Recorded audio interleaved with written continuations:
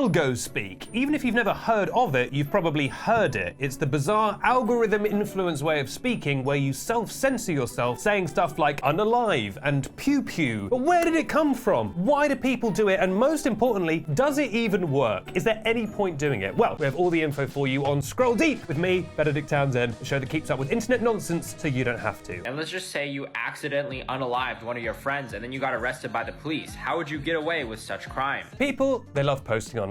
They can't get enough of it, but they want views for it, damn it, and they don't want anything to sabotage their chance of getting views, especially those sneaky social media algorithms. And so people have slowly adopted what has come to be known as Algospeak, where you try and trick the algorithm by not saying supposedly forbidden words and instead substituting them for cheeky and incredibly cringe replacement words. Now, Algospeak is not to be confused with Anglospeak, which is stuff like bloody hell, fish and chips. Some common examples of Algospeak. Let's run down the common examples. So we've got segs instead of sex. My epic hubby and I were having mucho segs. What's that tweet from Ninja that's like, I was playing League of Legends when my epic braless wife brought me a sandwich, brackets not asked for. That's very segs coded, I feel. Another, probably the most famous example is unalive, saying unalive instead of kill, or unalived instead of killed. You also have pew pew for gun, corn for well, you can guess. And then there's some lesser known examples according to the New York Times that we found. So you say lay dollar bean instead of lesbian, panini press or panoramic instead of pandemic, accountant instead of sex worker, cornucopia instead of homophobia, leg booty instead of LGBTQ, nipnops instead of nipples. Who is censoring nipples? I'm sorry. Who's making videos about nipples? There's also, instead of saying like, I'm the coolest, most handsome commenter in the world, a lot of people have just been saying that's tennis instead, so maybe you want to do that as well, make that a thing. Now, the use of these words creates bizarre situations where people will be making very serious or dark videos and then will just suddenly start saying like pew pew. Like people love making like true crime videos where they're like, this is one of the darkest things I've ever covered. Ted Bundy was a serial unaliver who removed 5 women's heads. And it's like, why is the removing heads thing not censored?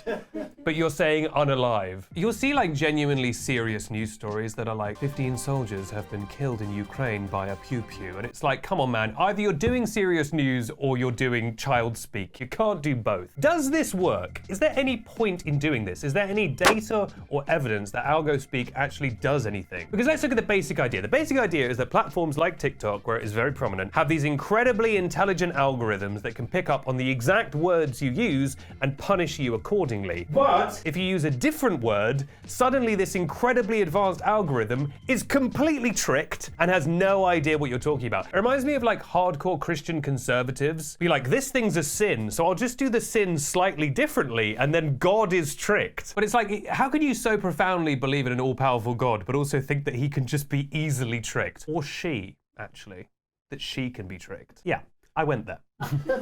When I was playing a game of League of Legends and then epic God came in, braless, with a prayer, not asked for. Like, do you honestly think the TikTok algorithm doesn't by now know the word unalive? Like, if you search, case in point, if you search the word unalive on TikTok, it gives you like resources and a number for the Samaritans. Like, it understands what that word means. But also, you can just search for the word kill or murder and videos will pop up that have millions of views. You can search the word gun, and not only are there videos of people talking about guns, there's videos of people with guns firing the guns and being like, yay, I love my gun, and they'll have like 1 million likes. But if only there was a way we could know explicitly what TikTok does. Well, there is, because TikTok does tell us. Now, they state that they don't actually have a banned words list, right? They are very clear that we do not have a list of words, no matter what anyone says. What they do say, basically, is that it's all about context. You can say the word murder if you're doing a news report about murder or a charming video about Algospeak, but you can't say the word murder if you're making a video where you're like, here is a list of people I am going to murder, because the context is a lot darker there. So TikTok actually lists a series of things that you'd think would be banned: dieting, extreme fitness, sexual suggestiveness, sadness, like sharing sad quotes, and over-generalized mental health information. And they say that this content is not banned, but they do not like tons of it all at once. So if you are only posting like slightly odd sexual stuff or slightly odd stuff about mental health, they will punish you eventually. But if you post about it sometimes in a kind of controlled way, they're basically fine with that. And then all the obvious stuff is actually banned. Things like shocking graphic content, slurs, danger, the let's strap myself to a rocket and fire it into a brick wall challenge. Very fun to watch, but sadly banned. Also, this is interesting. Apparently, any content created by an account holder under the age of 16 is banned. They do not want children on the app, probably because children are really annoying. I don't know if you've ever been on X, the everything app, but that app now is just literally very prudish 14-year-olds arguing with adults. It's just 14-year-olds going like, I saw a movie where people kissed and I was watching it with my parents. We should ban movies. I'm 17 and I'm scared of Sabrina Carpenter. First of all, you are 12. But again, specifically, probably the most popular word, unalive, they never say at any point that you cannot say kill, dead, murder. It's all context. That stuff comes up a lot, unfortunately, in life, and you can say it in a video. I suppose the ultimate test, right, will be this video. This is a video where I have said a lot of these supposedly forbidden words. It's also a video where I've said a lot of Algospeak words. So if we publish this video and it gets like 43 views, I guess you guys were right. If it gets our usual 10 to 11 million views, then you'll know, hey, this stuff is fake, and you can go ahead and make as many direct. But now ultimately all of this is just a result of TikTok and all these platforms not being transparent enough. In a way, I understand why TikTok is not super explicit about this thing is banned, this thing isn't, because of course the second you give people structure and guidelines, they will then figure out how to circumvent that. They want there to be a little bit of vagueness just so they can enforce stuff properly, because otherwise you get people making the worst content ever and being like, teacher, it's technically allowed. But at the same time, I think if you were more clear about like, this stuff is banned, this stuff isn't banned, you wouldn't end up with like these unbelievably cringe videos where people are like, a person was sadly unalived with a pew-pew, and it's like, this is unwatchable. But also I do sympathize with people because, you know, I'm a TikTok creator myself here and personally, and it is a bit infuriating when you post a video and then 10 minutes in you're like, oh, this has just been fully shadow banned, and you just have no idea why. I've posted like little comedy skits that are like, I would say perfectly innocent, and you're like, oh yeah, this just isn't going to the For You page, and you're never really clear why.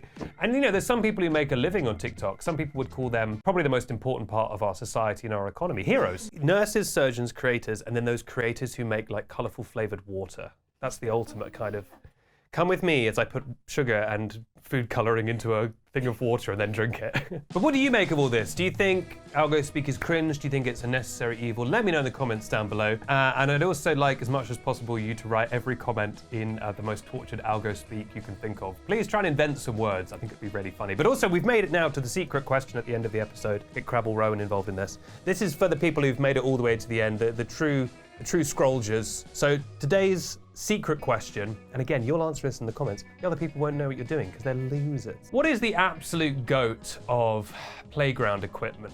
Are you a slide person? Are you a monkey bars person? I feel like not many people are a monkey bars person. You need a lot of upper body strength, even as a child. Like, that's not that fun.